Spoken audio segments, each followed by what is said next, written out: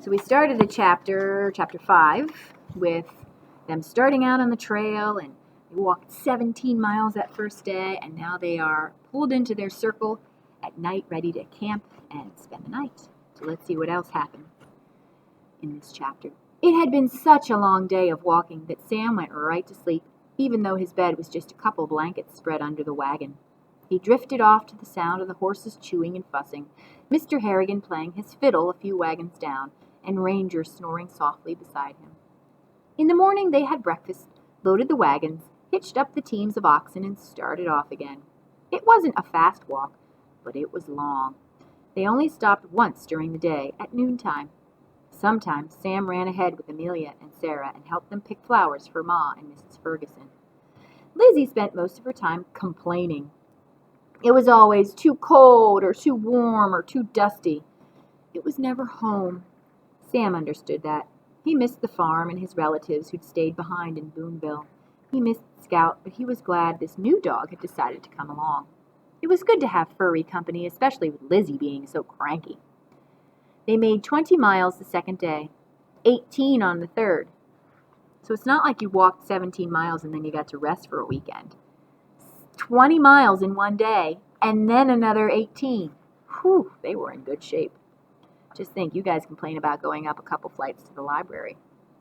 Just 12 the next day because they had to wait to ferry across the stream. With so many wagons heading west, it was hours before the Abbotts had their turn. It was the longest walk Ranger had ever been on, like going with Luke and Sadie to the park and home again over and over and over without ever stopping to chase balls. Where was Luke? Ranger looked for him every time the Abbotts pulled into a camp for the night and every morning before they started out again. There were so many voices, so many faces, but none of them belonged to Luke. As the days went by, everyone traveled more slowly. People got sick. Some of them got better, but not all. The smell of newly turned dirt made Ranger's fur stand up every time they passed a fresh grave. The landscape changed too. The earth was rough and sandy now, and the oxen's feet were swollen and cracked. The dust and rocks hurt Ranger's paws too, but at least he had plenty of scraps to eat. The oxen were struggling to find enough grass. Poor Fergus and Jed, the buffalo out here have eaten up all the grass. When they'd left Independence the second week of May, there were plenty of trees along the way. Now wood was scarce. The women had started bringing back buffalo dung for fires instead. Buffalo chips made a fine, clean fire. They were easy to find, but no one in the Abbotts' wagon train had actually seen a buffalo. So what would happen is, after the buffalo did his business, it would be a little plop on the ground, and it would dry up and harden in the sun. So they would actually pick them up and use them to burn for fire. At first, Lizzie said she'd never eat anything cooked over buffalo chips, but that didn't last long. Lizzie was as hungry as anyone else after a day of walking. One night in early June, the Abbotts made camp along Little Blue River. Sam was watching Amelia alone. Sarah's father wasn't feeling well, so she was busy helping her mother care for him. Lizzie and Ma had just come back to the wagon with their aprons full of buffalo chips when Sam thought he'd heard a rumbling. There were often thunderstorms on the prairie. He looked west, expecting to see storm clouds, but the sky was as blue as could be. "You hear that?" Sam asked Ranger. Ranger not only heard it, but he felt it in his paws. The rumbling was shaking the ground. He pawed at the dirt and pricked up his ears. "You do hear that, don't you, boy?" Sam squatted down next to Ranger. "What is it, dog?" Ranger whined. He sat up straight and sniffed the air.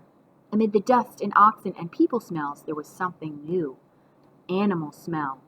Big animal smell. Do you know what it is? Ranger tipped his head and barked. "There!" He barked again and again. Sam tried to pet him. "It's all right, dog. That thunder's far away." But Ranger pulled away and ran in circles, jumping and barking. Then he came back and pawed at Sam's leg. "What is it, boy? What's wrong?" It reminded Sam of the time Scout had gone crazy, barking and jumping when the old barn caught fire. Scout had realized before anyone else that something was wrong. "Pa," Sam called, "come quick." Pa hurried over, and Ranger jumped right up on him.